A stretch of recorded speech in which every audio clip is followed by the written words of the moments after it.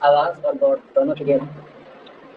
ٹھیک ہے، چلیے پھر شروع کرتے ہیں آج کی کلاس کو۔ اور آج جو ہمارے نئے غزل وہ ہیں غالب۔ صبح کی کلاس میں ہم نے میر تقی میر کو کور کر لیا تھا، اور اب ہم لوگ پڑھنے والے ہیں اسد اللہ خان غالب کے حوالے سے۔ کوئی بتا سکتا ہے کہ غالب کی عرفیت کیا تھی؟ غالب کی عرفیت کیا تھی؟ ہاں، غالب کی عرفیت تھی نوشہ۔ اور جب ہم لوگ اسم پڑھتے ہیں، یعنی کہ جب ہم ناؤن پڑھتے ہیں، تو ناؤن میں عرفیت کس میں آتا ہے؟ یعنی کہ اس میں نکرہ میں آتا ہے یا اس میں معرفہ میں آتا ہے؟ عرفیت اس میں نکرہ میں آتا ہے یا اس میں معرفہ میں آتا ہے؟ بالکل، کس میں آتا ہے؟ آنسر ہو جائے گا اس میں معرفہ میں آتا ہے۔ اس میں معرفہ کہتے ہیں وہ اسم جو کسی خاص نام کے لیے ہو۔ تو عرفیت اردو ادب میں نوشہ جو ہے وہ کس کی ہے؟ صرف اور صرف غالب کی ہے۔ اور غالب کو نوشہ کیوں کہا جاتا تھا؟ غالب کو نوشہ کیوں کہا جاتا تھا؟ کیونکہ ان کی جو سسرال تھی، ان کا جو سسرال تھی وہ کہاں تھی؟ سسرال تھی دہلی میں۔ اسی لیے دہلی میں ان کی سسرال ہونے کی وجہ سے ان کو کیا کہا گیا؟ نوشہ کہا گیا۔ اب سسرال دہلی میں ہے تو ظاہر سی بات ہے بیگم بھی ہوگی، اور بیگم کا نام کیا تھا؟ امراؤ بیگم۔ کیا نام تھا؟ امراؤ بیگم، جس سے ان کی شادی کب ہوئی؟ جب غالب میر تقی میر کا انتقال ہوا 1810 میں، یعنی کہ محض 13 برس کی عمر میں ان کی کیا ہو گئی تھی؟ شادی ہو گئی تھی امراؤ بیگم سے۔ اگر بات کریں 13 سال میں ہی ان کی شادی ہو گئی تھی، تو ان کی پیدائش کب ہوئی؟ تو 1810 میں سے 13 گھٹا دو، آنسر ہو جائے گا 1757، 1797 میں۔ اور کہاں پر ہوئی؟ آگرہ میں۔ آگرہ میں آ جائے یا اکبر آباد آ جائے، بات دونوں کا سیم۔ 1797 میں غالب کی پیدائش ہوئی کہاں پر؟ آگرہ میں یا اکبر آباد میں۔ اور کب ہوئی؟ 1797 میں۔ اور ان کی جو وفات ہوئی یا ان کا جو انتقال ہوا تو وہ ہوا 1869 میں، اور کہاں پر؟ دہلی میں۔ اور ان کا جو مقبرہ ہے وہ بھی کہاں پر ہے؟ مقبرہ بھی دہلی میں ہی ہے۔ اگر پوچھ لے دہلی میں کوئی پرٹیکولر جگہ تو آنسر ہو جائے گا نظام الدین اولیاء کی درگاہ۔ نظام الدین اولیاء کی درگاہ۔ اور کوئی بچہ بتا سکتا ہے نظام الدین اولیاء نے کس بادشاہ کو کہا تھا دلی ہنود است؟ دلی ہنود است، دلی ہنود است کس کو کہا تھا؟ دلی ہنود است یعنی کہ دلی ابھی دور ہے، نظام الدین اولیاء نے کس کو کہا تھا؟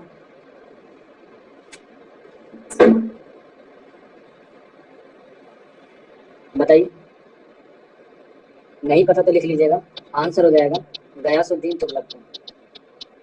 غیاث الدین تغلق کو۔ اور اس کی جو ہے وہ آتے ہوئے میں کیا ہو گئی تھی؟ مرتیو ہو گئی تھی غیاث الدین تغلق کی۔ تو نظام الدین اولیاء نے غیاث الدین تغلق کو کہا تھا دلی ہنود است یعنی کہ دلی ابھی دور ہے۔ اور وہیں پر نظام الدین اولیاء کی درگاہ کے سامنے ہی کیا ہے؟ غالب کی قبر ہے، جن کی وفات ہوئی 1869 میں۔ ان کے والد کا نام عبداللہ بیگ، والد کا نام عبداللہ بیگ، والد کا نام عبداللہ بیگ۔ اور ان کی بھی عرفیت ایگزام میں اکثر پوچھ لی جاتی ہے، اور ان کی عرفیت تھی دلہا۔ ان کی عرفیت تھی دلہا۔ کبھی کبھی ایگزام میں پوچھ لیا جاتا ہے کہ جو یہ امراؤ بیگم تھی وہ کس ذات سے بلونگ کرتی تھی یا کس ذات کی سے ان کا تعلق تھا؟ ٹھیک ہے، تو یاد رکھ لیجیے گا ان کا تعلق لوہار سے تھا۔ کس سے تھا؟ لوہار سے۔ اور ان کے والد کا نام تھا عبداللہ بیگ، جن کی عرفیت کیا تھی؟ دلہا ان کی عرفیت تھی۔ اس کے بعد ان کے بھائی کا نام بھی اہم ہے ایگزام کے حوالے سے، جن کا نام ہے مرزا یوسف خان۔ مرزا یوسف خان ان کے بھائی کا نام ہے۔ اور سب سے امپورٹینٹ ڈبل اسٹار بنا کے لکھ لیجیے گا ان کے چچا کا نام، جن کے چچا کا نام ہے غالب کے چچا کا نام ہے نصر اللہ بیگ۔ چچا کا نام نصر اللہ بیگ، کیونکہ جب ان کا بچپن میں تھا تو ان کے والد کا انتقال ہو گیا تھا، تو ان کی پرورش کس نے کی؟ ان کے والد نے کی، وہ ان کے چچا نے کی، جن کا نام تھا نصر اللہ بیگ۔ ٹھیک، نصر اللہ بیگ۔ اور ان کے بڑے بھائی کا نام مرزا یوسف خان۔ ان کی بیوی کا نام امراؤ بیگم، ان کی بیوی کا نام امراؤ بیگم۔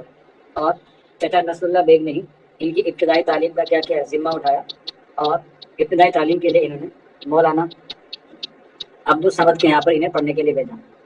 مولانا عبدالصمد سے ہی غالب نے کیا سیکھی؟ فارسی سیکھی۔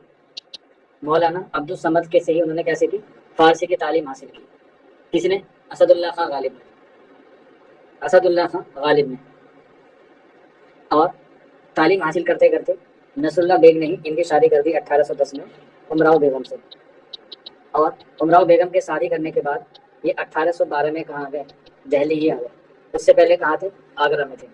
اور 1812 میں یہ کہاں گئے؟ دہلی آ گئے. اور تقریباً 50 سال، کتنے؟ تقریباً 50 سال یہ دہلی میں ہی قائم رہے یا دہلی میں ہی رہے. تقریباً 50 سال کا وقت اسد اللہ خان غالب نے کہاں پر گزارا؟ دہلی میں گزارا. اور اس 50 سال میں ان کے جو ہے وہ کوئی اولاد نہ ہو پائی، اور جتنی بھی اولاد ہوئی وہ سارے کیا ہو گئی؟ فوت ہو گئی. کہا جاتا ہے کہ ان کے 7 بچے ہوئے اور ساتوں کے ساتوں کیا ہو گئے؟ مر گئے. جس میں انہوں نے 2 بیٹے گود لیے، وہ بھی کیا ہو گئے؟ وہ بھی فوت ہو گئے. اور وہ کون سے لیے تھے؟ کس سے لیے تھے؟ وہ لیے تھے انہوں نے اپنی بیوی کے بھانجے، جن کا نام ہے زین العابدین خان عارف. زین العابدین خان عارف. زین العابدین خان عارف ان کے بیٹے تھے. وہ کیا لیے؟ انہوں نے گود لیے. جس میں انہوں نے سب سے پہلے گود لیا ان کے بیٹے کو، زین العابدین خان عارف کے چھوٹے بیٹے کو انہوں نے گود لیا، جس کا نام تھا حسین علی خان. حسین علی خان نام تھا. لیکن یہ بھی کچھ مہینے غالب کے پاس رہا، اور اس کے بعد یہ بھی کیا ہو گیا؟ فوت ہو گیا. اور اس کے بعد ان کے بڑے بیٹے باقر علی کو گود لیا. اور ایسا کہا جاتا ہے کہ وہ بھی کچھ دن زندہ رہا اور وہ بھی کیا ہو گیا؟ فوت ہو گیا. اسی لیے غالب کی زندگی اکثر کیسے گزری؟ صرف اور صرف بے اولاد گزری. ٹھیک ہے، کیا گزری؟ بے اولاد گزری. لیکن اولاد نہ ہونے کے باوجود بھی یہ کیا ہوئے؟ بہت مشہور ہوئے اور بہت مقبول ہوئے. ان کا جو رکا ہے، ان کا جو بول بالا ہے، وہ مغلیہ دور میں جا کے بچتا تھا یا مغلیہ دربار تک جا کے بچتا تھا. اور اسی لیے ان کو خطاب سے جو ہے وہ سرفراز کیا گیا مغلیہ حکومت کے ذریعے، جس میں پہلا آتا ہے نجم الدولہ. غالب کو نجم الدولہ کا خطاب ملا. اس کے بعد جبیر الملک کا خطاب ملا اسد اللہ خان غالب کو. اس کے علاوہ نظام جنگ کا بھی خطاب ملا. نظام جنگ کا بھی جو ہے وہ خطاب ملا اس کو؟ اسد اللہ خان غالب کو. ٹھیک. اور اسٹار بنا کے لکھ لیجیے گا کہ یہ جو غالب ہے یہ ان کا نام نہیں، بلکہ یہ کیا ہے؟ ان کا تخلص ہے. کیونکہ ان کا اصل نام کیا ہے؟ اصل نام ہے اسد اللہ. اصل نام ہے اسد اللہ اور تخلص کیا ہے؟ غالب. ایگزام میں پوچھا جاتا ہے کہ غالب کا تخلص غالب سے پہلے کیا تھا؟ غالب سے پہلے غالب کا تخلص کیا تھا؟ تو آنسر ہو جائے گا اسد. کیا ہو جائے گا؟ اسد ہو جائے گا. لیکن پتہ چلا کہ کوئی اور بھی کیا رکھتا ہے؟ اسد تخلص رکھتا ہے. تو اسی لیے انہوں نے کیا کر دیا؟ چینج کر دیا. کوئی بتا سکتا ہے کہ غالب سے پہلے اسد کا تخلص کس کا تھا؟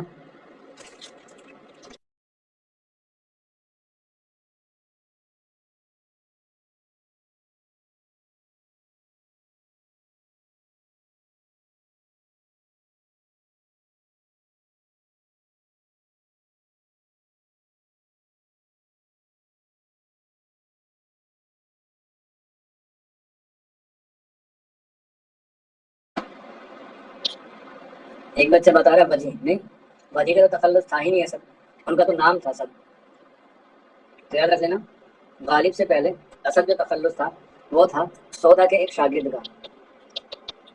سودا کا ایک شاگرد تھا جس کا نام تھا اسد، اور اسی نے تخلص رکھ رکھا تھا. تو اسی لیے جب غالب کو اس کی خبر ہوئی تو اس نے کیا کر دیا؟ اپنے نام کا تخلص چینج کر دیا اور رکھ لیا کیا؟ غالب. اور تب سے لے کے آج تک ہم لوگ کیا مانتے ہیں؟ غالب کو غالب ہی مانتے ہیں. کیا مانتے ہیں؟ غالب کو غالب ہی مانتے ہیں. اس طریقے سے 1812 میں یہ دہلی آ گئے اور یہاں پر آگے انہوں نے مغلیہ دور سے وابستگی کی. اور جب یہ دہلی میں آئے تو ان کی شروع ہوئی ادبی چشمہ. ٹھیک. اور ادبی چشمہ کس سے ہوئی؟ وہ ہوئی ذوق سے. ذوق سے اور مومن خان مومن سے. ان دونوں سے ان کی کیا رہی؟ زیادہ ادبی چشمہ رہی. لیکن ذوق سے جو ہے وہ زیادہ رہی.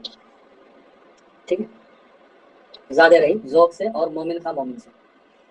اور ان کے بیچ میں کافی تکرار رہی، کافی لڑائی رہی. اور اس کی جو وجہ رہا کون؟ بہادر شاہ ظفر. بہادر شاہ ظفر، کیونکہ دونوں ہی ذوق بھی اور غالب بھی دونوں ہی کیا تھے؟ بہادر شاہ ظفر کے استاد تھے. لیکن ایگزام میں پوچھا جائے گا کہ ذوق سے پہلے بہادر شاہ ظفر کے استاد کون تھے؟ ذوق سے پہلے بہادر شاہ ظفر کے استاد کون تھے؟ بالکل. تو آنسر ہو جائے گا شاہ نصیر.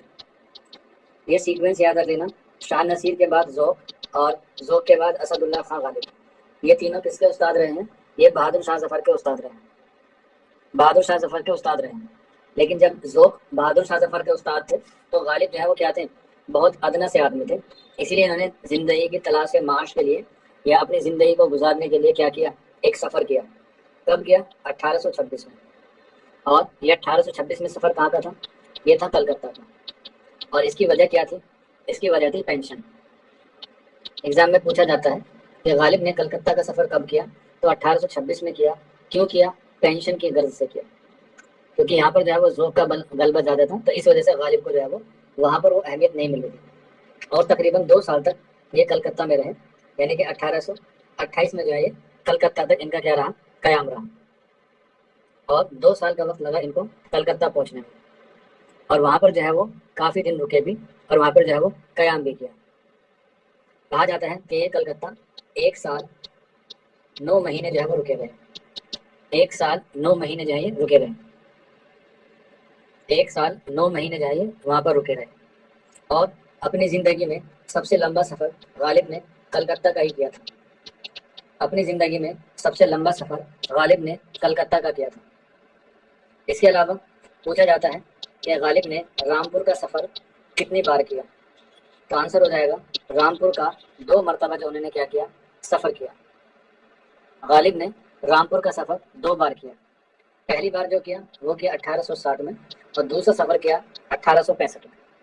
پہلا نواب یوسف خان نے ان کو بلایا تھا، نواب یوسف خان نے ان کو بلایا تھا، اور 1865 میں نواب یوسف خان کی وفات پر یا ان کے تعزیے پر جو ہے وہ گئے تھے نواب رامپور۔ کیا گئے تھے؟ رامپور۔ کبھی کبھی ایگزام میں پوچھ لیا جاتا ہے کہ رامپور کو غالب نے کیا کہا ہے، تو بچہ بتا سکتا ہے رامپور کو غالب نے کیا کہا ہے؟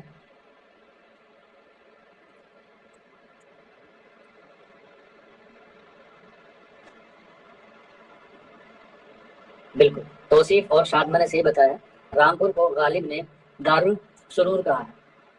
ٹھیک ہے، کیا کہا ہے؟ دارالسرور کہا ہے رامپور کو۔ تو یہ 2 سفر ان کی زندگی کے سب سے اہم ہیں۔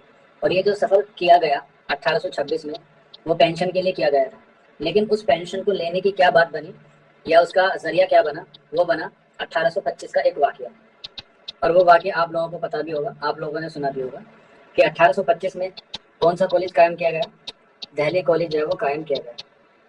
کیا کیا گیا؟ دہلی کالج قائم کیا گیا۔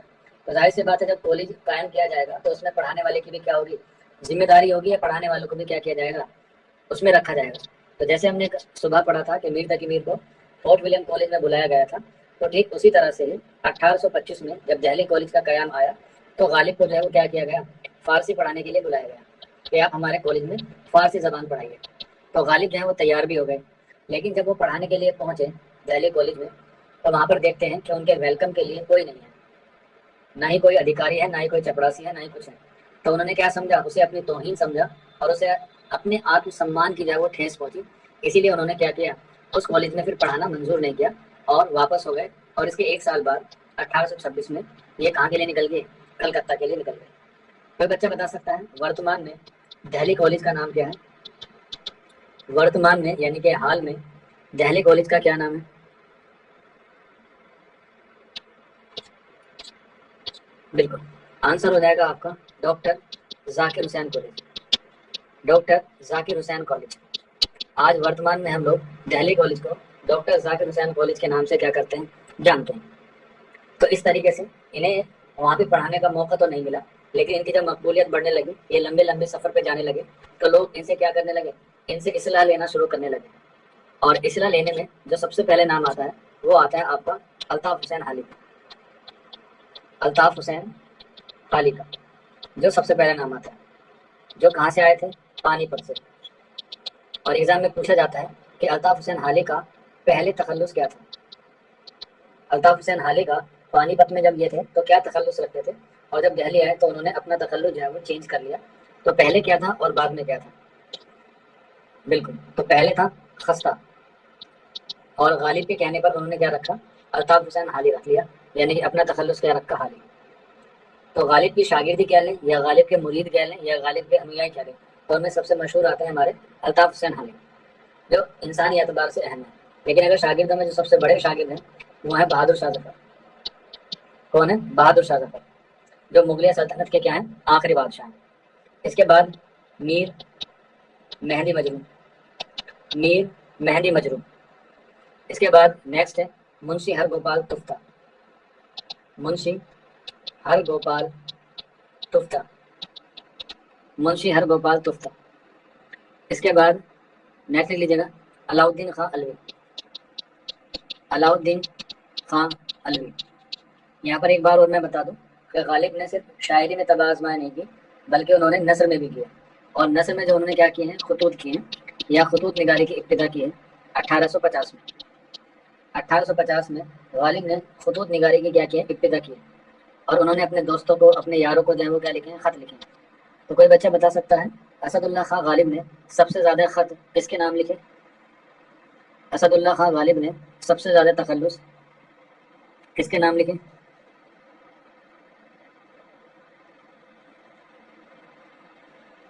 پکا ہے؟ کنفرم ہے آپ لوگوں کو کہ تفتہ ہے؟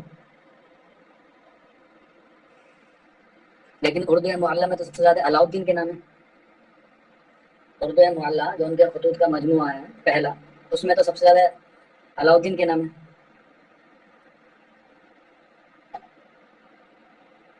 تو اب صحیح کون سا ہوگا؟ تفتہ ہوگا یا علاؤالدین ہوگا؟ بالکل ایگزیکٹلی آنسر ہو جائے گا منشی ہر گوپال تفتہ۔ کیا ہو جائے گا؟ منشی ہر گوپال تفتہ اس کا صحیح آنسر ہو جائے گا کہ سب سے زیادہ انہوں نے خط کس کے نام لکھے ہیں؟ اپنے ان کے منشی ہر گوپال تفتہ کے۔ ٹھیک، تو یہاں تک آپ لوگوں کو سمجھ میں آیا؟ یہاں تک کسی کو کوئی ڈاؤٹ ہے، کوئی کوئری ہو تو بتائیے گا۔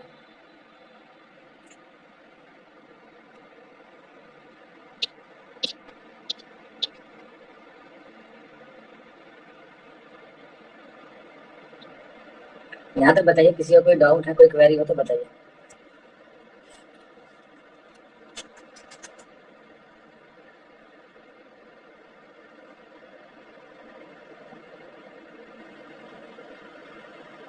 کلیئر ہے یہاں تک سبھی کو؟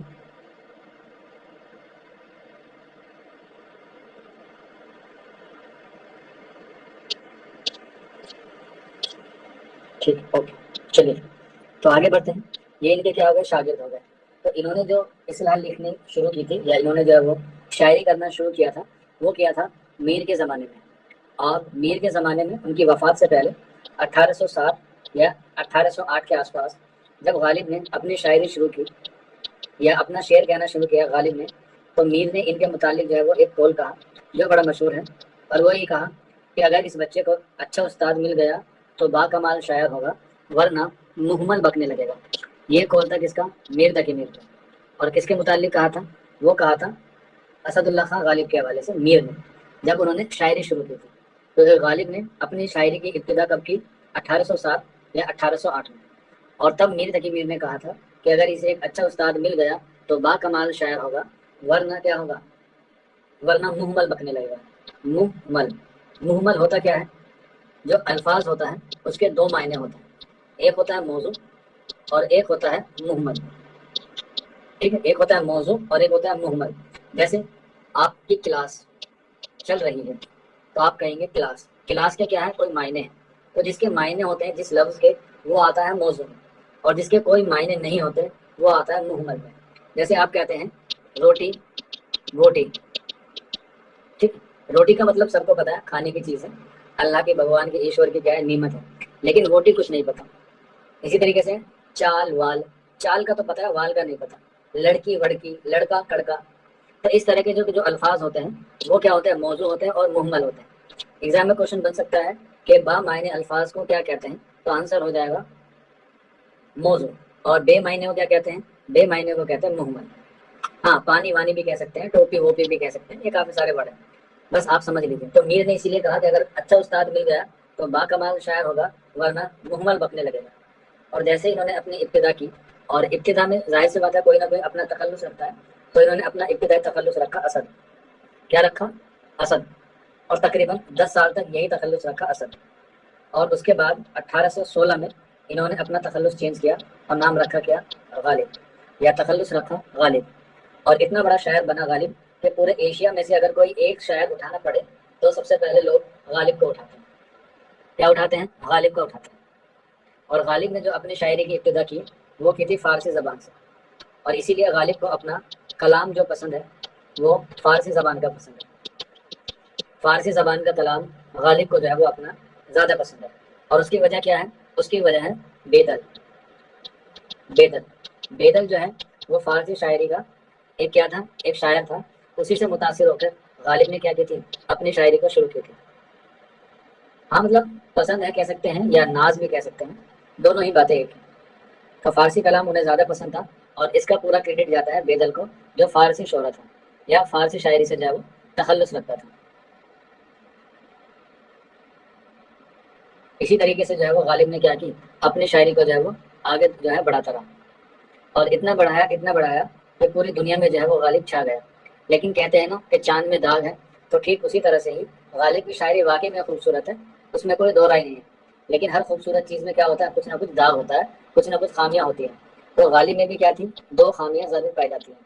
اور اس کے متعلق کہا جاتا ہے غالب کے کہ اگر تو شراب نہ پیتا تو ولی ہوتا. اگر تو شراب نہ پیتا تو ولی ہوتا. تو یہ کس کے متعلق کہا گیا ہے؟ یہ بھی متعلق کہا گیا ہے غالب کے. کیونکہ غالب کو دو چیزوں کی بہت بری لت تھی. پہلی لت تھی شراب کی، اور دوسری لت تھی ان کی آ، جوئے کی، یا ہم لوگ کہہ سکتے ہیں چوسے کی. 2 منٹ رکیں گے، ابھی کلاس شروع کریں گے.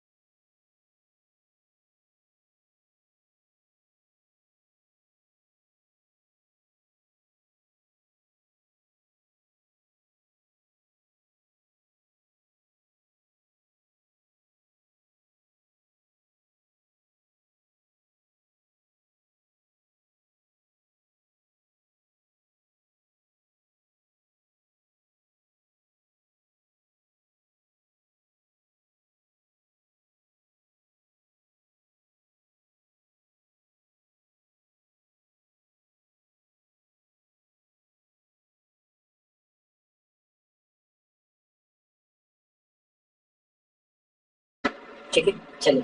تو انہیں جو ہے وہ دو چیزوں کی وجہ سے کیا مانا گیا ہے، بہت برا مانا گیا ہے. پہلا تو شراب، اور دوسرا ہے چوشک، جسے آج کے زمانے میں ہم لوگ کیا کہتے ہیں، لوڈو کہتے ہیں. اور ان دونوں کی وجہ سے ہی کیا ہوا، ان کو کئی بار جو ہے وہ جیل جانا پڑا. تقریباً کہا جاتا ہے کہ غالب جو ہے وہ کئی بار جو ہے وہ جیل گئے، جس میں سے جو ہے انہیں کئی بار جرمانہ بھی ہوا، اور کئی بار جو ہے وہ ان کو کیا ملی، ان کو سزا بھی دی گئی. اگر ہم بات کریں ان کو غالب کو کہ ان کو جو ہے وہ پہلی بار جو ہے وہ ان کو جیل کب جانا پڑا، تب وہ جانا پڑا 1841 میں، جب یہ پہلی بار جیل گئے. اور جرم کیا تھا؟ جرم تھا ان کو جوا کھیلنے کا، یعنی کہ چوسا کھیلنے کا. تو جب یہ پہلی بار 1841 میں گئے تو ان پہ جرمانہ لگا 100 روپے کا. کیا لگا؟ 100 روپے کا جرمانہ لگا، اور اس کے ساتھ ساتھ 4 مہینے کی قید بھی دی گئی. 4 مہینے کی قید بھی دی گئی غالب کو. اس کے علاوہ جو دوسری بار گئے وہ گئے 1847 میں، اور اس بار جو ہے وہ جرمانے کی قیمت ڈبل کر دی گئی 200 روپے کی، اور جو قید کی تھی وہ کر دیا 6 مہینہ. تو اس حساب سے دیکھا جائے تو غالب اپنی ادبی زندگی میں 2 بار کیا گئے؟ جیل گئے. 2 بار جو ہے وہ کیا گئے؟ جیل گئے. تو یاد رکھ لیجیے نا، پہلا 1841 ہے اور دوسرا جو ہے وہ کب ہے؟ 1847 ہے. جوا کھیلنے کے جرم میں غالب کو جو ہے وہ 2 بار کیا ہوئی؟ جیل ہوئی. لیکن کہتے ہیں نا کہ انسان جو ہے وہ بنتا ہے وہ جیل جانے کے بعد ہی بنتا ہے. تو اسی طریقے سے غالب بھی جو ہے وہ بڑا مشہور ہوا، حالانکہ مشہور پہلے ہی تھا، لیکن یہاں سے جو ہے وہ کیا ہو گیا؟ بہت زیادہ مشہور ہو گیا. اور اس کی جو ادبی چشمک کس سے ہونے لگی؟ ادبی چشمک جو ہے وہ بڑے بڑے لوگوں سے ہونے لگی. اور اسی لیے جو ہے وہ ان کا مقابلہ شیخ ابراہیم ذوق سے بھی جو ہے وہ کیا جاتا ہے. ٹھیک. تو یہاں ساری باتیں ہوئی کس کے حوالے سے؟ غالب کے حالات زندگی کے حوالے سے. ویسے غالب کوئی اتنا بڑا ٹاپک ہے کہ وہ ایک دن میں کور نہیں ہو سکتا، لیکن پھر بھی یہ ریویژن کلاس ہے، میں ڈیپلی جو ہے وہ آپ کو پہلے پڑھا چکا ہوں. لیکن یہاں پر جو ہے میں آپ کو مین پوائنٹ جو ہے وہ آپ کو بتاؤں گا، تاکہ ایگزام میں بھی آپ جو ہے وہ مین پوائنٹ لکھ سکیں. ٹھیک ہے. میں نے ایک PDF جو ہے وہ آپ کو شیئر کی تھی دوبارہ سے، شاید اس میں دوبارہ سے بھی کیا آگئی کوئی دقت آ رہی ہے آئی تھنک، کیونکہ وہ کافی سارے بچوں کی کھل بھی نہیں رہی ہے. یاس یگانا سے اس کی ادبی چشمک نہیں تھی، بلکہ یاس یگانا چنگیزی نے اس پہ تنقید کی تھی. ادبی چشمک ہمیشہ سے 2 کنٹمپریری میں ہوتی ہے. یاس یگانا چنگیزی بہت بعد کے ہیں، وہ 19ویں صدی کا شاعر ہے، جبکہ غالب کون سی صدی کا شاعر ہے؟ غالب کون سی صدی کا شاعر ہے؟ تو یاد رکھ لینا، غالب جو ہے وہ 18ویں صدی کا شاعر ہے. کیوں؟ کیونکہ اس کی جو پیدائش ہوئی ہے وہ یہ 1797 میں، اور صدی میں اور ایئر میں پورے جو ہے وہ فرق ہوتا ہے 100 سال کا. تو یہاں پہ 1817 سن چلتا ہے، تو صدی کون سی ہو جاتی ہے؟ 18ویں. جیسے ابھی چل رہا ہے 2024، لیکن اگر ہم بات کریں صدی کی تو صدی ہے ہماری 21ویں. اور ایک صدی میں کتنے سال ہوتے ہیں؟ 100 سال ہوتے ہیں.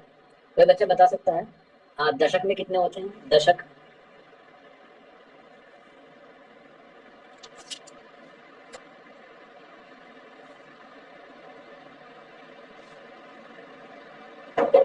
دشک میں کتنے سال ہوتے ہیں؟ بالکل، دشک میں ہوتے ہیں ہمارے 10. تو دشک کا 10 گنا ہوتا ہے ہماری صدی، جسے ہم لوگ کہتے ہیں 100 سال. ٹھیک ہے. چلیے، اس کے تعلق سے بات ہم لوگ لکھتے ہیں کہ غالب کے متعلق جو ہے وہ سب سے پہلے قلم کس نے اٹھایا؟ غالب کے متعلق سب سے پہلے قلم کس نے اٹھایا؟ ایک تو یہ سوال بنتا ہے، اور ایک بنتا ہے غالب کے متعلق سب سے زیادہ قلم کس نے اٹھایا. دونوں باتیں الگ الگ ہیں. پہلی ہے غالب کے متعلق سب سے پہلے قلم کس نے اٹھایا، اور اس کے بعد ہے کہ غالب پر سب سے زیادہ قلم کس نے اٹھایا. یہ دونوں باتیں آپ کو جو ہے وہ پتہ ہونی چاہیے. دیکھتے ہیں اس کا کون صحیح جواب دیتا ہے. سب سے پہلے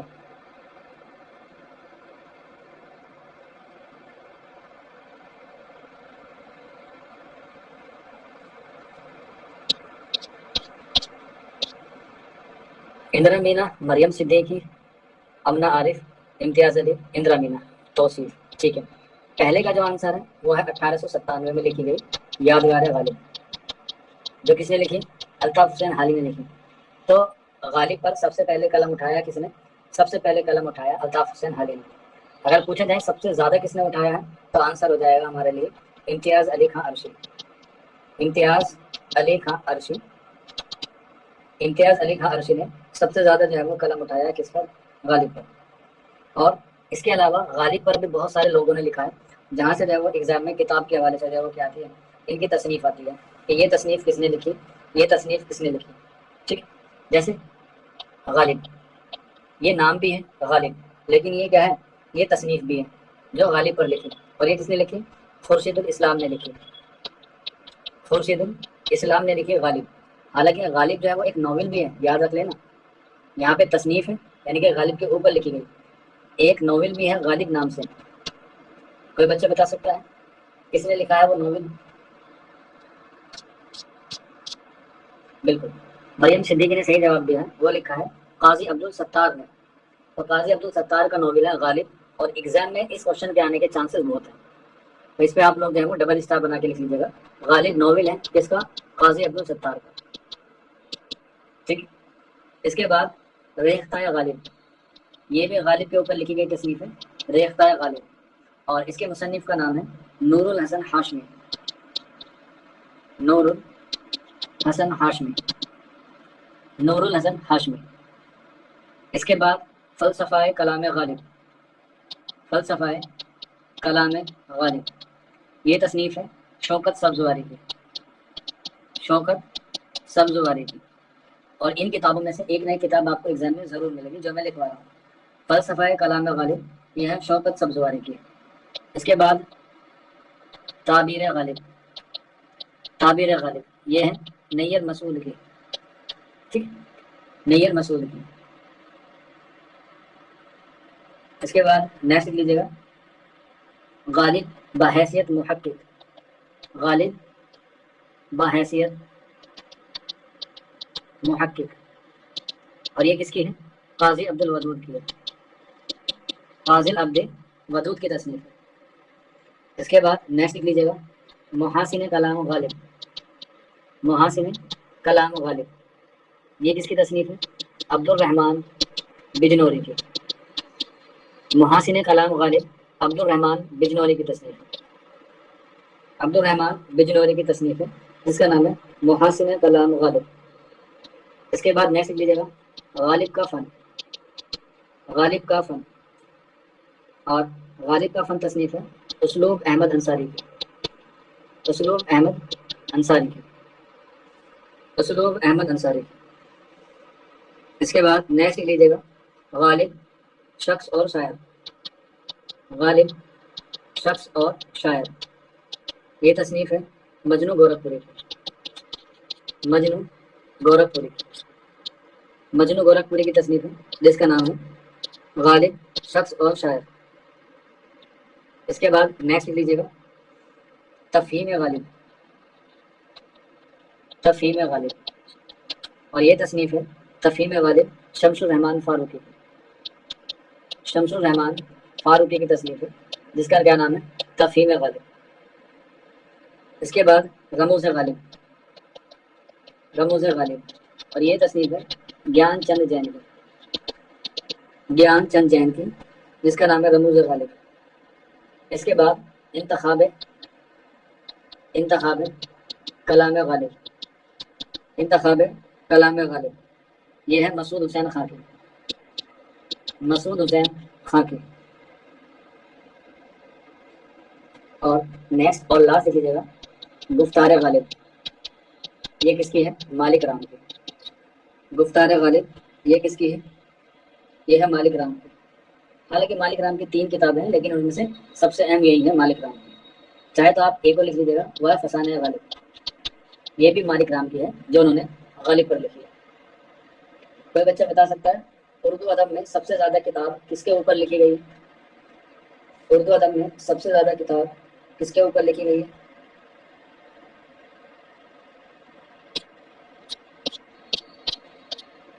بالکل امنہ عارف نے اور مریم صدیقی نے صحیح جواب دیا ہے، علامہ اقبال کے اوپر سب سے زیادہ جو ہے وہ کتاب لکھی گئی ہے، سب سے زیادہ، سب سے زیادہ کتاب لکھی گئی ہے وہ علامہ اقبال کے اوپر لکھی گئی ہے، اس کے بعد نام آتا ہے غالب کا۔ جب ہم لوگ علامہ اقبال کو پڑھیں گے تب اس کے بارے میں جو ہے وہ اور اچھی طریقے سے بات کریں گے، ٹھیک۔ چلیے کچھ اور باتیں لکھ لیتے ہیں ان کے حوالے سے، یعنی کہ غالب کے حوالے سے۔ تو یہ ہو گئی ان کے اوپر لکھی گئی تصنیفیں، اور جیسا کہ آپ کو پتا ہے کہ یہ آپ کے نصاب میں غزل کے حوالے سے ہے، تو ان کے غزل کے جو ہے وہ دیوان کے بارے میں بھی جو ہے وہ پوچھا جاتا ہے۔ حالانکہ دیوان سے زیادہ یہ پوچھا جاتا ہے کوشچن کہ غالب کا دیوان کتنی بار شائع ہوا، یا غالب کی زندگی میں غالب کا دیوان کتنی مرتبہ شائع ہوا، تو آنسر ہو جائے گا 5۔ پہلے کب ہوا؟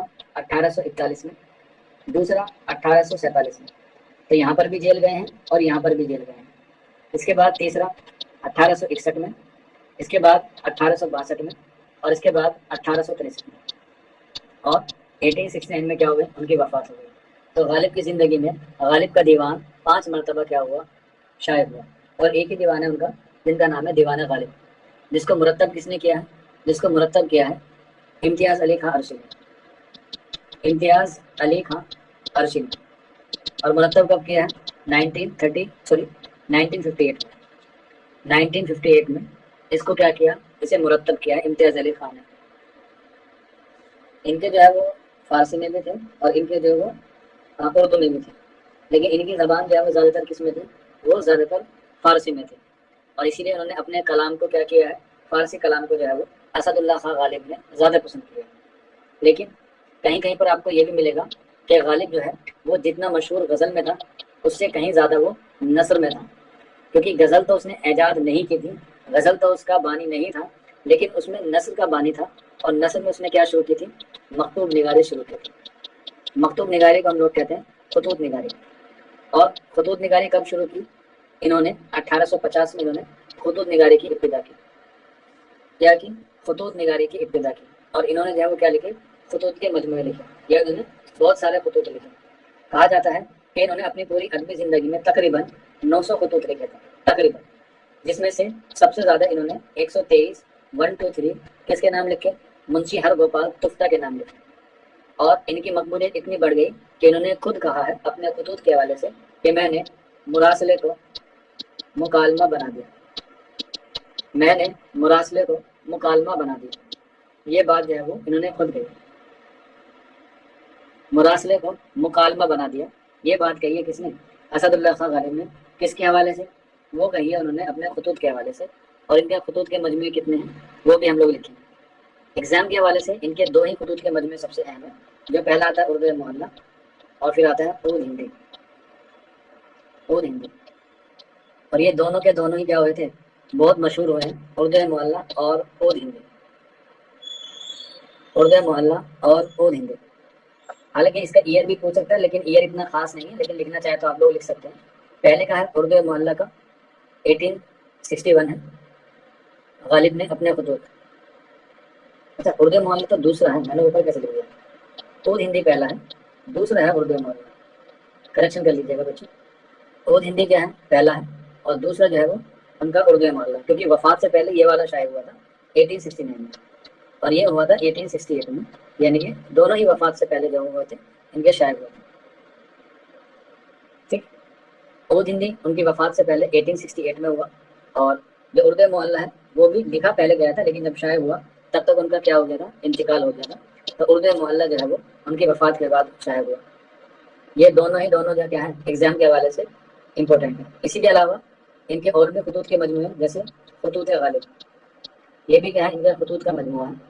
اس کے علاوہ رکعات غالب، رکعات غالب، یہ بھی کیا ہے ان کے خطوط کا مجموعہ ہے۔ کل ملا کے دیکھا جائے تو ان کے 8 خطوط کے مجموعے ہیں، لیکن ان میں 8 یاد نہیں کرنا ہے، آپ کو 2 ہی یاد رکھنا ہے، اود ہندی یا اردو محلہ، یہ دونوں ہی ایگزام کے حوالے سے ہیں۔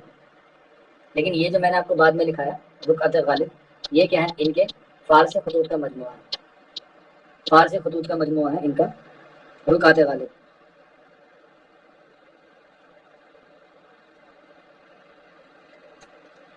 ٹھیک۔ اور اس کے علاوہ ان کی جو ایک صنف میں اور طبع آزمائی کی ہے انہوں نے، وہ ہے ان کا مرثیہ، اور انہوں نے ایک مرثیہ لکھا ہے جس کا نام ہے مرثیہ عارف، مرثیہ عارف،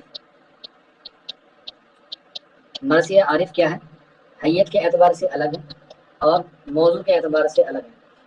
حیت کے اعتبار سے کوئی بچہ بتا سکتا ہے کیا ہے مرثیہ عارف، حیت کے اعتبار سے کیا ہے،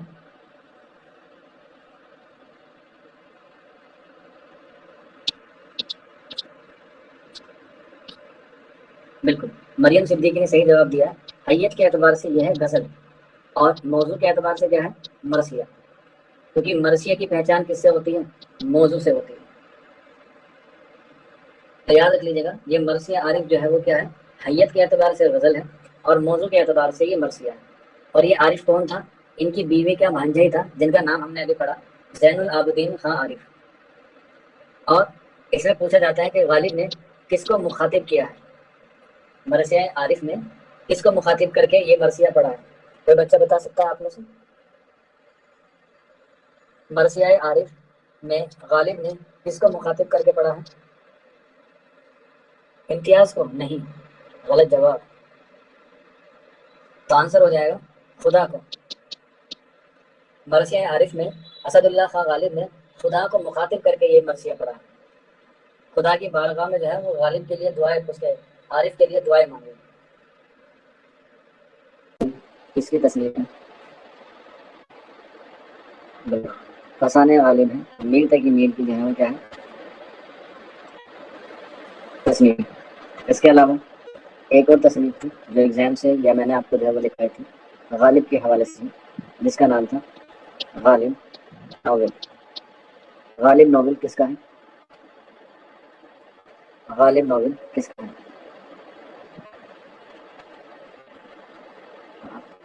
قاضی سے آیا ہوتے ہیں بالکل، قاضی عبد الستار۔ اور غالب کی وفات ہوئی 1869 میں، اور اس کے 100 سال بعد یعنی کہ 1969 میں کس نے غالب کے اوپر یا غالب کی 100 صدی کے اوپر ایک ڈرامہ لکھا۔ غالب کی وفات کے 100 سال بعد ان کو پیش کرنے کے لیے کس نے ڈرامہ لکھا؟ وعلیکم السلام شہناز حسین، عمران خان۔ بتائیے کس نے غالب کی 100 سال کی وفات کے اوپر ایک ڈرامہ لکھا؟ آپشن چاہیے؟ آپشن چاہیے؟ بالکل، چلیے آپشن کی ضرورت نہیں ہے، زبیر سرتاج نے بتا دیا ہے، آنسر ہو جائے گا محمد حسن۔ اور 2 ڈرامے لکھے ہیں محمد حسن نے 1969 میں، مجھے امید ہے بالکل۔ ایک کا نام ہے کوہرے کا چاند۔ کوہرے کا چاند پوچھا جاتا ہے کہ کوہرے کا چاند کس سے متعلق ہے، تو غالب کے متعلق ہے۔ کس نے لکھا؟ محمد حسن نے لکھا، جو ڈرامہ نگار ہے۔ آگرہ بازار تو بیٹا نذیر اکبر آبادی کے ہیں، آگرہ بازار تو نذیر اکبر آبادی کے اس پہ لکھا گیا ہے۔ محمد حسن کا کوہرے کا چاند ہے جو انہوں نے 1969 میں غالب کے لیے لکھا تھا۔ تو یہ کچھ باتیں ہیں غالب کے حوالے سے۔ ہم لوگوں نے ان کے حالات زندگی، ان کی ادبی خدمات اور ان کے شاگرد اور ان کے اوپر لکھی گئی کتابوں کے بارے میں ہم نے پڑھ لیا تھا۔ تو آج کی جو ہماری بات ہے وہ آج ہم لوگ بات کریں گے غالب کی ادبی خدمات پر۔ لیکن ادبی خدمات سے پہلے میں آپ کو بتا دیتا ہوں، ایگزام میں پوچھا جاتا ہے کہ اردو کا وہ کون سا شاعر ہے جو کیا ہے فی البدیہ ہے یا فی البدی شاعر ہے۔ تو پورے اردو ادب میں محض غالب ہی ایک ایسا واحد شاعر ہے جو فی البدی شاعر ہے۔ فی البدی شاعر کسے کہتے ہیں؟ فی البدی شاعر اسے کہتے ہیں جو سچویشن کے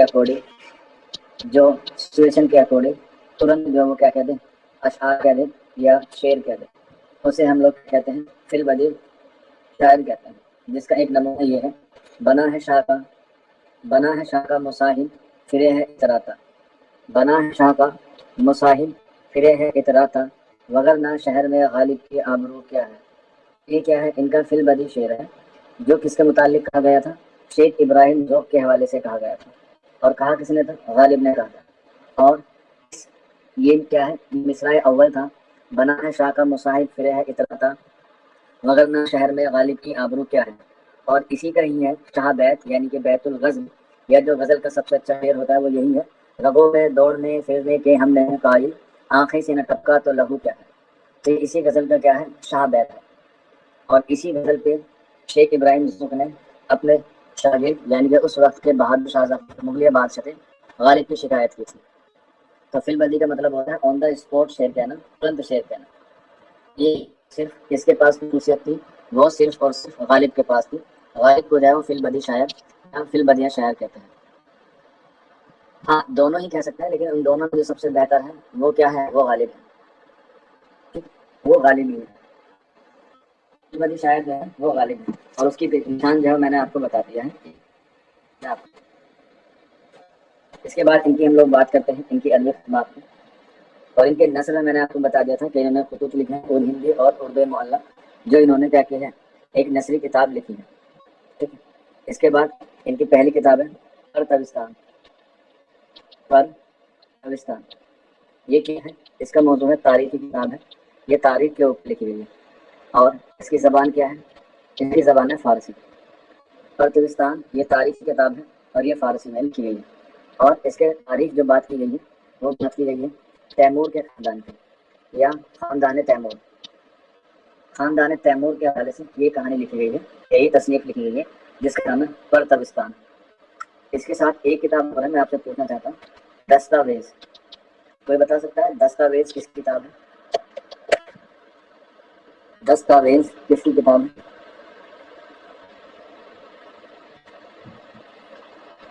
بالکل، بلراج میند کی کتاب ہے دستاویز، اور یہ کس کے جواب میں لکھی گئی ہے یا کس کی تحریروں کو مرتب کیا گیا ہے اس میں؟ بالکل، اس میں کیا گیا ہے سعادت حسن منٹو کے تحریروں کو مرتب کیا گیا ہے دستاویز کے نام سے، اور یہ کس نے کی ہے؟ یہ کی ہے سعادت حسن منٹو کے، اور اس کے مصنف ہے بلراج میند۔ تو غالب کی پہلی کتاب ہو گئی پرتبستان، ٹھیک، پرتبستان۔ اس کے بعد دوسری ہے مہر نیم روز، مہر نیم روز، یہ بھی کیا ہے ان کی تاریخی کتاب ہے، کس کی؟ اسد اللہ خان غالب کی، اسد اللہ خان غالب کی، اور یہ بھی اس کی زبان میں لکھی گئی ہے، یہ بھی فارسی زبان میں لکھی گئی ہے، اور اس میں جو موضوع ہے وہ تاریخ ہے، اور تاریخ بھی کہاں سے کہاں تک بیان کی گئی ہے؟ وہ بیان کی گئی ہے تیمور سے لے کے ہمایوں تک، تیمور سے لے کے ہمایوں تک کے حالات زندگی جو ہے اس میں بیان کیا گیا، تیمور اور ہمایوں۔ اس کے بعد نیکسٹ لیجیے گا ان کی دوسری تصنیف جو ایگزام میں جو ہے وہ کافی اہم ہے، اور وہ ہے ماہ نیم روز، ماہ نیم روز۔ نیکسٹ ہے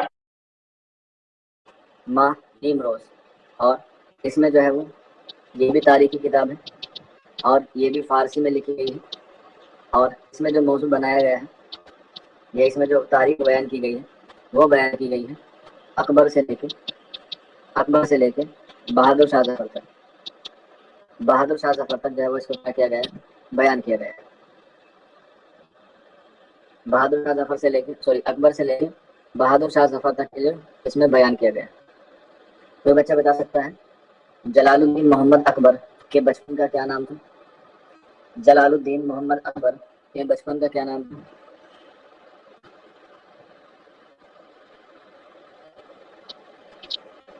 بالکل، کیا نام تھا؟ بدر الدین، اور بدر الدین کس کو شیخ و بابا کہتا تھا؟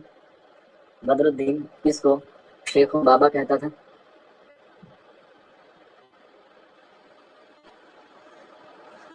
بالکل، کس کو کہا تھا؟ اپنے بیٹے سلیم کو، جو تخت پر نشین ہوا جہانگیر کے نام سے۔ میں نے کل آپ کو بتایا تھا جہانگیر کے کال کو کیسا کال کہا جاتا ہے؟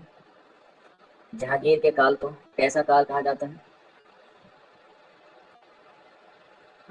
تو پینٹنگ کا یا چترکاری کا کال کہا جاتا ہے جہانگیر کے کال کو، ٹھیک ہے؟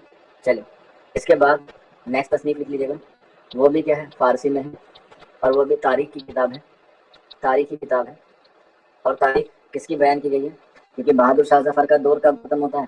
1857 میں، تو یہ جو تصنیف ہے یہ 1857 کی غدر پر لکھی گئی ہے، کیونکہ اس وقت کوئی بادشاہ نہیں تھا، تو فارسی میں لکھی گئی تاریخی کتاب ہے 1857 کے موضوع پر یا 1857 کی غدر پر، اس کا نام ہے 10 تمبو، 10 تمبو جو ہے اس کی تصنیف کا نام ہے، اور اس کا موضوع تھا 1857 کی غدر۔ لیکن یہ ایک صنف کے اعتبار سے کیا ہے؟ یہ ایک صنف کے اعتبار سے ہے روز نامچہ، صنف کے اعتبار سے کیا ہے؟ روز نامچہ ہے، اور یہ جو ہے کیا ہے فارسی زبان میں لکھی گئی ہے، اور یہ شائع کب ہوئی؟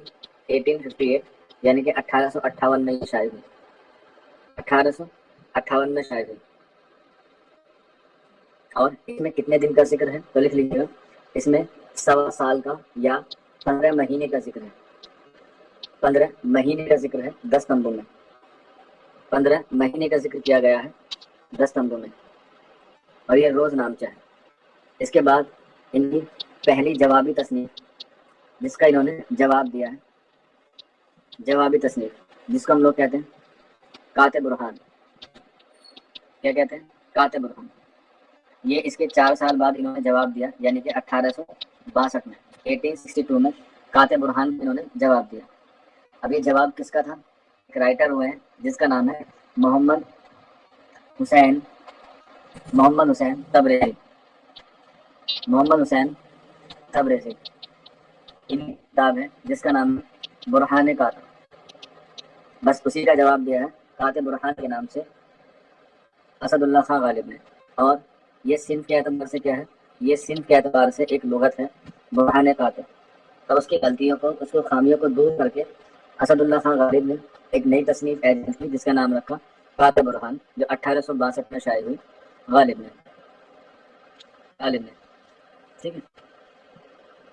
اور جب غالب کی کتاب پہ زیادہ تنقید ہونے لگی کہ اس نے ایسا کیسے کر دیا، اتنے بڑے رائٹر کی لغت میں اس نے غلطیاں نکال دی، تو پھر کیا کیا غالب کے جو دوست تھے انہوں نے بھی کیا کیا، اس پر تصنیف لکھنا شروع کر دیا، اور اسی کی تصنیف یعنی کہ محمد حسین تبریزی کی جو فارسی لغت تھی برہان قاطع، اس کے جواب میں بھی بہت سی کیا لکھی گئی، تصنیف لکھی گئی، جیسے واقعہ برہان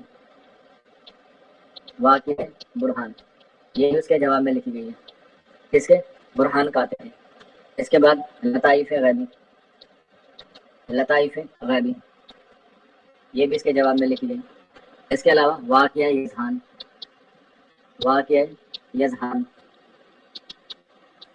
واقعہ ہذیان، اس کے بعد سوالات عبد الکریم یہ بھی اسی کے جواب میں لکھی گئی ہے۔ یہ چاروں تصنیف برہان قاطع کے جواب میں لکھی گئی ہیں، اور یہ سارے کی ساری غالب کے دوستوں نے لکھی ہے۔ اور یہ جو تصنیف تھی قاطع برہان، اسی میں انہوں نے قبول کیا ہے، یعنی کہ اسد اللہ خان غالب نے قبول کیا ہے کہ میں نے اپنی ابتدائی تعلیم جو ان کے چاچا نے دلائی تھی مولانا عبدالصمد سے حاصل کی ہے۔ یہ بات انہوں نے اس تصنیف میں کہی ہے جو انہوں نے 1862 میں لکھی ہے کہ میں نے ابتدائی تعلیم مولانا عبدالصمد سے حاصل کی ہے، اور میں نے ان کی شاگردی میں اپنی فارسی کو جو ہے وہ سیکھا ہے۔ اس کے بعد نیکسٹ ان کی تصنیف پنچ اہم، یہ ان کی ایک دوسری تصنیف ہے پنچ اہم، اور یہ کس زبان میں ہے؟ یہ بھی فارسی زبان میں ہے۔ اب ظاہر سی بات ہے یہاں پر آپ کو دکھا پنچ، تو یہ کیا ہے؟ 5 حصوں پر مشتمل ہے۔ کیا ہے؟ 5 حصوں پر مشتمل ہے پنچ اہم۔ اس کے بعد نیکسٹ لیجیے گا، پنچ اہم کے بعد نیکسٹ تصنیف ہے سبد چین، یہ بھی کیا ہے؟ ان کی تصنیف ہے، اور یہ کیا ہے؟ یہ ان کا فارسی کلام کی تصنیف ہے سبد چین۔ اب کون سا فارسی کلام ہے وہ میں آپ کو بتا دیتا ہوں۔ تو ان کا ایک کلیات شائع ہوا تھا جس کا نام تھا کلیات فارسی، اور کب ہوا تھا وہ؟ شاید 1835 کے آس پاس، جس کا نام رکھا گیا میں خانہ آرزو، یعنی کلیات فارسی کا نام تھا میں خانہ آرزو کے نام سے کلیات فارسی شائع ہوا 1835 میں۔ تو اس میں جو باقی اشعار رہ گئے یا باقی شعری کلام رہ گئے ان کو دوسرے نام سے جو ہے وہ شائع کیا گیا، اس کا نام رکھا گیا سبد چین، ٹھیک ہے۔ تو یہ دونوں کیا ہیں؟ ان کے فارسی کے کلامی ہیں۔ اس کے بعد نیکسٹ لکھ لیجیے گا گلے رعانہ، اور اس میں کیا ہے؟ اس میں انہوں نے سفر کے حالات جو ہے وہ بیان کیا ہے گلے رعانہ میں۔ اور سفر کہاں کا تھا ان کا؟ کلکتہ کا، جو کب کیا تھا؟ 1826 سے لے کے 1858 تک۔ گلے رعانہ، اس میں سفر کے حالات بیان کیے جو انہوں نے کلکتہ میں کیے تھے۔ کیا کیے تھے؟ کلکتہ میں۔ تو کوئی بتا سکتا ہے کلکتہ سے دہلی ہماری راجدھانی کب ٹرانسفر کی گئی؟ کلکتہ سے ہماری راجدھانی دہلی کب ٹرانسفر کی گئی؟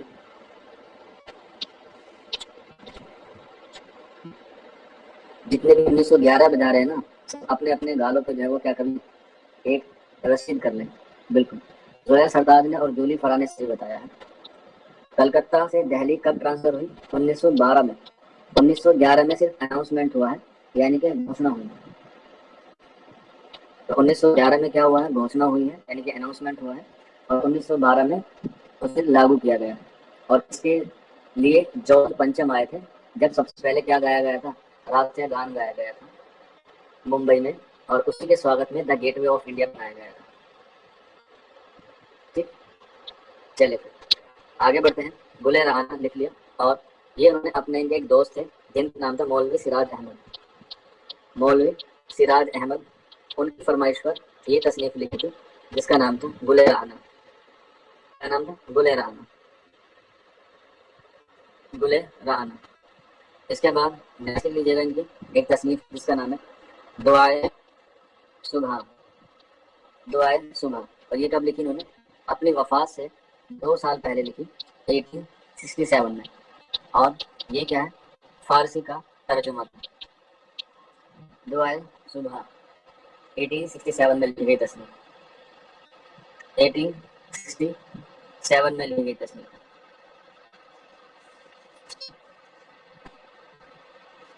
اس کے بعد ان کا ایک رسالہ ہے اسد اللہ خان غالب کا جس کا نام ہے قادر نامہ.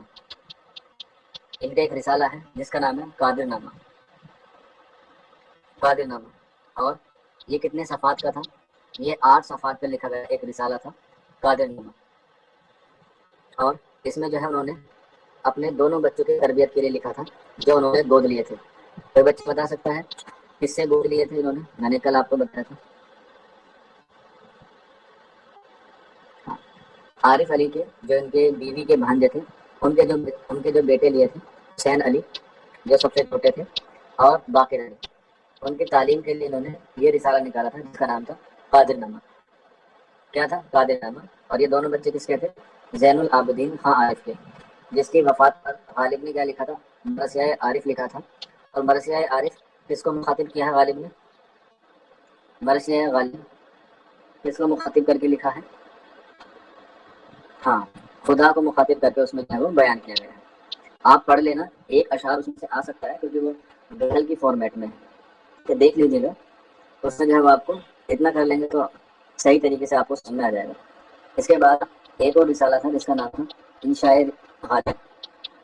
انشاء غالب یہ بھی کیا تھا؟ یہ بھی رسالہ تھا. اور اس کا موضوع کیا تھا؟ اس کا موضوع تھا انگریزی افسروں کو اردو پڑھانا یا پڑھانے کے لیے. انشاء غالب یہ رسالہ تھا جو انگریزی حکومت کے افسر تھے ان کو اردو پڑھانے کے لیے یہ لکھا گیا تھا انشاء غالب. انشاء غالب. اس کے بعد کے قصیدے ہیں غالب کے قصیدے. غالب کے قصیدوں کی تعداد پوچھی جاتی ہے سب سے پہلے کہ ان کی قصیدوں کی تعداد کتنی ہے. تو ان کے جو قصیدے ہیں اسد اللہ خان غالب کے کوئی بچہ بتا سکتا ہے کتنے ہیں؟ عمران خان کہہ رہے ہیں کون سا مرثیہ؟ بیٹا مرثیہ کا نام مرثیہ عارف ہے. جتنے 4 بتا رہے ہیں نا سارے کے سارے غلط بتا رہے ہیں. پتہ نہیں کہاں سے پڑھ کے آئے ہو تم لوگ.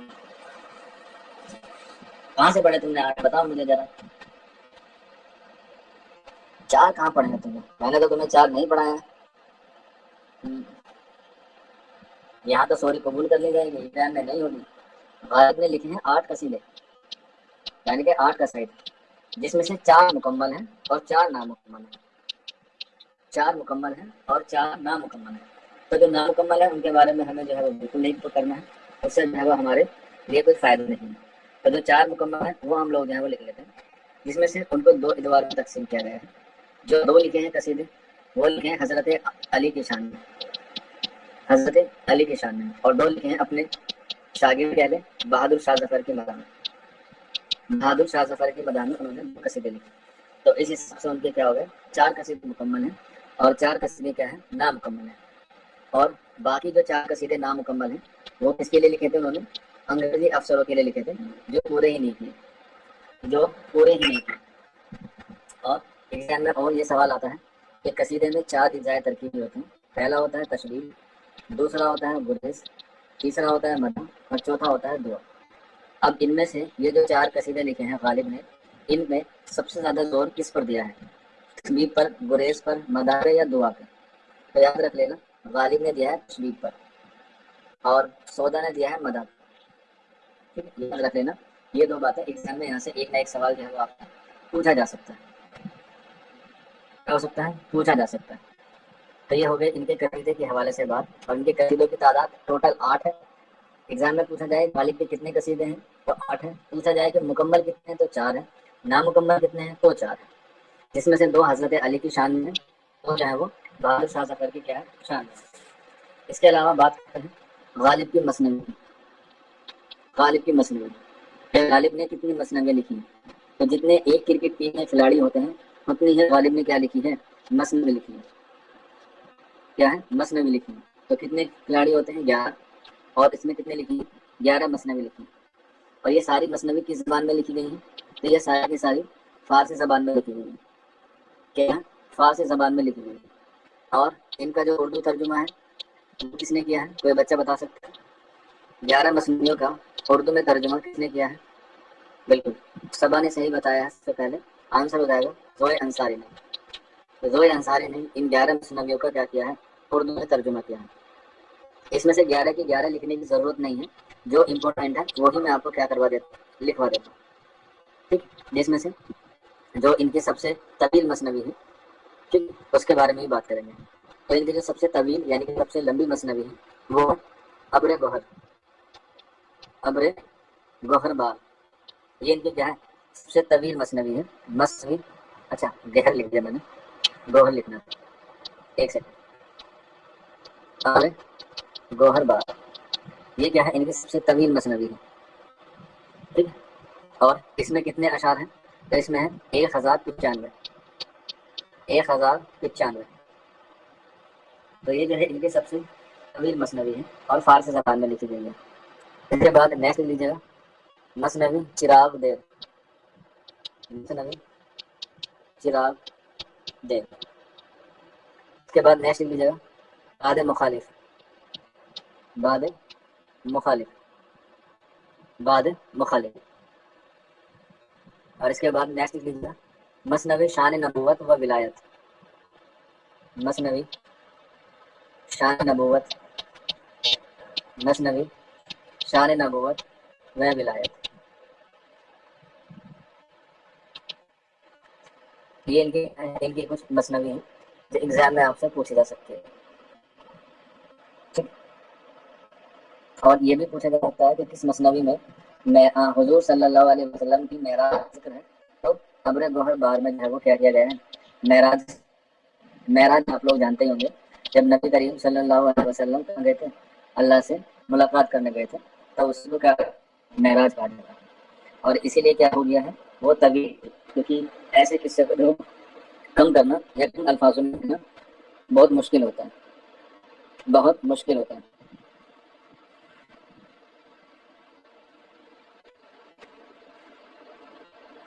ٹھیک ہے۔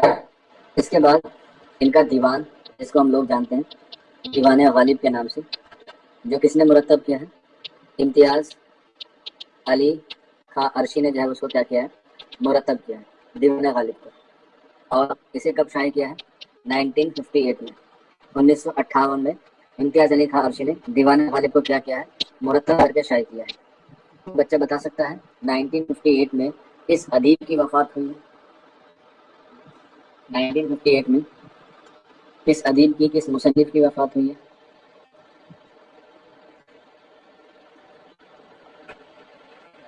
آزاد بیٹا دو ہیں، محمد حسین آزاد یا مولانا ابوالکلام آزاد، دو ہیں۔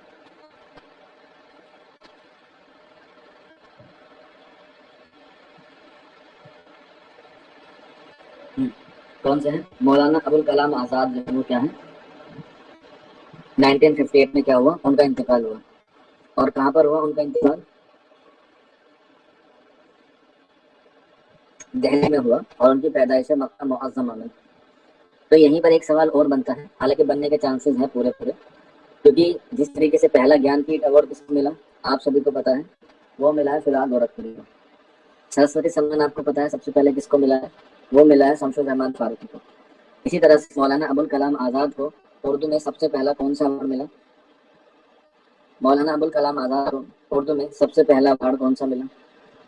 ہاں بالکل، کون سا ملا؟ بھارت رتن ملا۔ سلما خاتون، نادیہ صدیقی، شادمہ مریم صدیقی صبا اور دل محمد انصاری۔ اور بھارت رتن کب ملا؟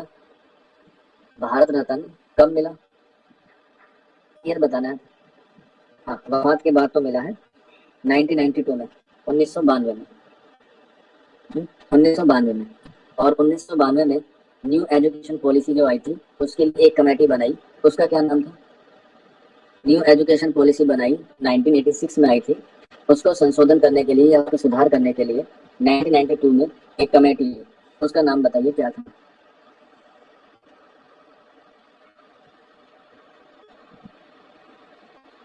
کوٹھاری کا بیٹا 1964 میں آیا تھا، کوٹھاری نے ریکمنڈیشن کیا تھا कोठार कमीशन पे ही रिकमेंडेशन पे ही क्या बनी, न्यू एजुकेशन पॉलिसी बनी। 1986 में सबसे पहले आई, राजीव गांधी लेकर आए। मुदालियर तो बहुत पहले आ गए, बेटा, मुदालियर और कलकत्ता तो दोनों बहुत पहले आ गए। मुदालियर आयोग है, मैं कमेटी कह रहा हूँ, ध्यान से सुनना, आयोग में कमेटी में बहुत फर्क होता है। हाँ, जोया सरकार ने ईयर तो सही बताया है, 1968 उसको लागू किया गया, मतलब उसका मसौदा तैयार किया गया, 1986 में उसको लाया गया, उसमें सुधार के लिए 1992 में एक कमेटी बनाई। जैसे ये NEP जो आई है, न्यू एजुकेशन पॉलिसी, इसकी कमेटी बनाई गई थी, अयंगर कमेटी। और इसी ने जो क्या किया था, 1986 की नई शिक्षा नीति को दोबारा से रीशेड्यूल किया और उसका नाम दे दिया गया NEP, यानी कि न्यू एजुकेशन पॉलिसी 2019। तो याद रख लेना, 1992 में आई थी यशपाल कमेटी, शायद आपको अब याद आ जाए। 1912 में आई यशपाल कमेटी, और यशपाल कमेटी का जो मोटो था वो ये था कि जो 1986 में नई शिक्षा नीति आई थी, उसमें अब तक इन 5-6 सालों में क्या अचीवमेंट हुआ, या कहाँ पर खामियां थी, या कहाँ पर जो है वो चीज़ें खराब थी। और फिर जब उनको लगा कि ये टेक्नोलॉजी के लिहाज से तो ठीक है, लेकिन इसका बेसिक जो है वो कमज़ोर है, तो इसी कमेटी के रिकमेंडेशन पर आया black board operation. Black board operation के बाद आया SSA, जिसे हम लोग कहते हैं सर्व शिक्षा अभियान, ठीक। और फिर इसी कमेटी ने आगे जाके दिया हमें क्या, RTI, राइट टू इंफॉर्मेशन। और फिर इसी के साथ आया RTE, राइट टू एजुकेशन, 2009 में जो आया और लागू हुआ 2010 में। तो ये सारी बातें यशपाल कमेटी ने बताई, और फिर जाके ये क्या होते रहे, डेवलप होते रहे। बीच में इसलिए ये रुक गया क्योंकि क्या हो गई थी, कारगिल की लड़ाई हो गई थी, इस वजह से ये चीज़ क्या हो गई, थोड़ी सी रुक गई। और फिर सुनामी आई थी हमारे मुल्क में, तो इसलिए ये सारी चीज़ें क्या हो गई, रुक गई।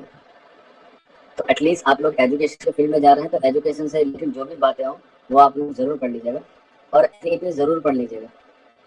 इसलिए मैंने आपको 3 PDF भेजी है, जिसमें तकरीबन 200 या 250 क्वेश्चन हैं, आई थी, अलग अलग PDF भेजी है, और उसमें नोट्स भी के आंसर्स भी आपको दिए गए हैं कि टीचिंग मैथोलॉजी के सवाल कैसे आएंगे। हालांकि हम लोग कोशिश करेंगे कि उनका सोल्यूशन आपको यूट्यूब पर प्रोवाइड करा दिया जाए, आज में या कल में आपको मिल जाएगा।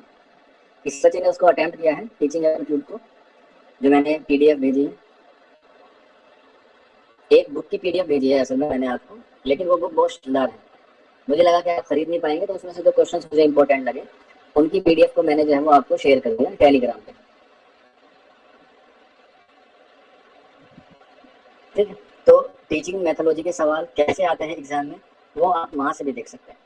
हालांकि मैं कोशिश करूंगा कि दंगल सीरीज में 1-2 टेस्ट आपका टीचिंग मेथड का ले लिया जाए, इसलिए मैंने आपको 3 PDF भेज दिए, ताकि जब आप टेस्ट में बैठे तो आपको पता रहे कि सवाल कैसे आएंगे। दंगल में भी कराऊंगा मैं, 1-2 प्रैक्टिस सेट कराऊंगा,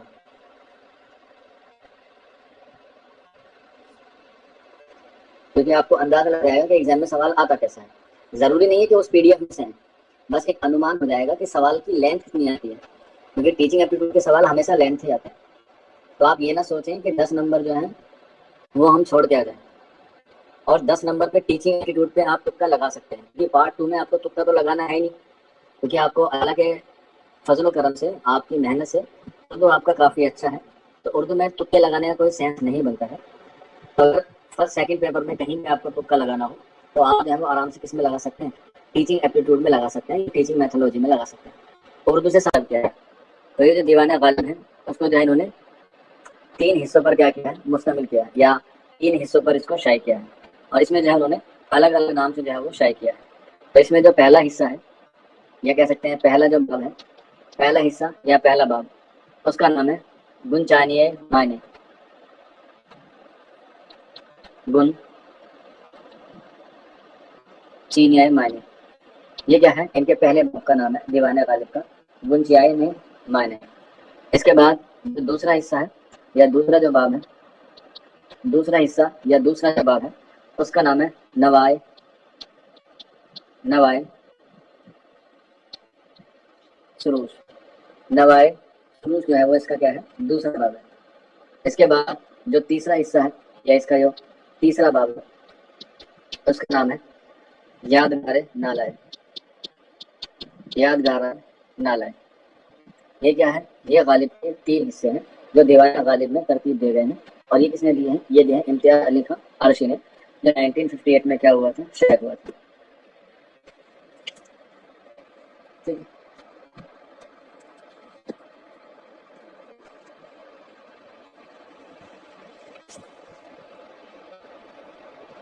امید ہے آپ کو یہاں تک جب ساری چیزیں سمجھ میں آ گئی ہوگی. کال ریویژن میں نہیں کروا رہا ہوں، ٹھیک ہے، نہ میں نے کسی کا کال لکھوائی. آپ اپنے حساب سے جو نوٹس آپ دیے گئے ہیں اس میں سے پڑھ لیجیے گا، کیونکہ کال جو ہے وہ بہت پڑھنے کے ساتھ آتے ہیں، اس لیے میں انہیں لکھوا بھی نہیں رہا ہوں. ایک دو کال آئے گا، آپ لوگ جو ہے وہ دوبارہ سے ریویژن کر لیجیے گا، اور زیادہ مشکل آتا بھی نہیں ہے.